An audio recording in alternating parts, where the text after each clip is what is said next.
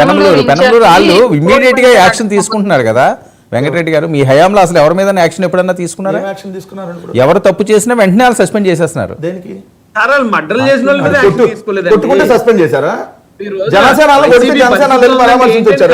నాయకుల్ని మొత్తుకున్నాం ఏమండి? అనంతబాబు బాధితులను పరామర్శించిన జనసేన నేతలు, జనసేన పార్టీ నాయకుల మీద దాడి నందిగామ, గండేపల్లి బడి వద్ద నిర్వాహకుల చేతిలో దాడి, నందిగామ ఆసుపత్రిలో జుజ్జూరుకు చెందిన వారిని జనసేన నందిగామ నియోజకవర్గ ఇన్ఛార్జ్ టి రమాదేవి పరామర్శించారు. బరి నిర్వాహకులు పందాలు వీక్షిస్తున్న జనసేన కార్యకర్తలు దాడి చేయడం ఏమన్నారు. దాని సామ్నేని ఉదయభాన్ గారు ఫోన్లో పరామర్శించారు. తమ కార్యకర్తలపై బలి నిర్వాహకులైన టీడీపీ నాయకులు దాడి చేసిన విషయాన్ని పార్టీ హైకమాండ్ దృష్టికి తీసుకెళ్లి న్యాయం జరిగేలా చూస్తా అన్నారు. నష్టపరిహారం ఇస్తారు, అడగండి, కొట్టించుకున్నారు కదా. నిజమా అరుణ గారిది? సాక్షిలో రాయలేదమ్మా, ఈనాడు అన్నిట్లో రాశారు.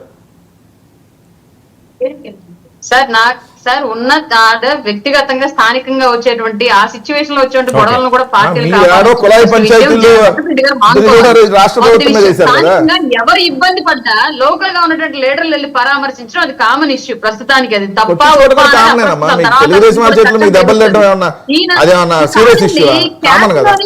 గతంలో ఎప్పుడూ లేని విధంగా ఆంధ్రప్రదేశ్ కి తీసుకొచ్చి ఆడించినటువంటి ఏకైక పార్టీ వైసీపీ పార్టీ. అధికారంలో ఉన్నారు, మర్చిపోయారా? ఇంకా మళ్ళీ మామయ్య చెప్పా కదా, ఈ ప్రపంచంలో ఏం జరిగినా మామయ్య లెక్కడం అలవాటు మీకు. ఇప్పుడు మీ సంగతి ఏం చెప్పండి అంటే, మీ సంగతి ఏంటి? పిఠాపురంలో కూడా పేకాట్లాడారు, పిఠాపురంలో కూడా గుండాటాడారు. దానికి సమాధానం చెప్పండి. సనాతని ఉపము గారిని అడుగుతున్నా. మరి లేకపోతే మీ హయాంలో జరిగింది, మీ హయాంలో మీరు తెచ్చారు, లేచింది మా మామయ్య కూడా ఆడటమే. ఇప్పుడు మీ హయాంలో జరుగుతున్నట్టు సమాధానం చెప్పండి.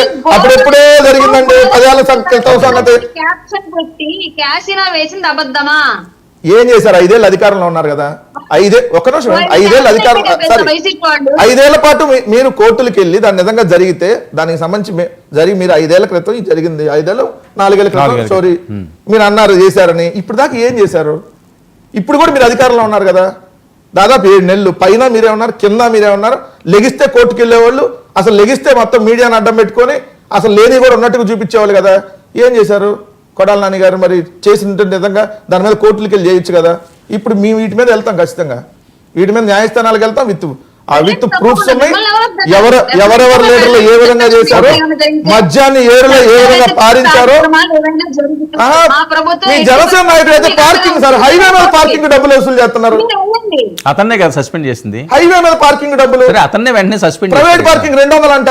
అదేనండి, సస్పెండ్ చేశారు కదా. కాదండి, ఒక చోట కాదు, మిగిలిన చోట తెలుగుదేశం జనసేన అందరు కలిసి కూటమి వాళ్ళే కదా చేసిన. ఇవన్నీ అధికార పార్టీ వాళ్ళు పెట్టుకుంటే అక్కడ ఏమి లేదని రాజేష్ చెప్తున్నారు. ఏముండదు సార్, వాళ్ళకి ఇవన్నీ కనపడితే ఎందుకు ఉంటుంది? చెప్పుకుంటారే మేము తప్పు చేసామని వాళ్ళు. మీరు కూడా మళ్ళీ సమర్థిత రాజేష్ గారు ఏమన్నారు?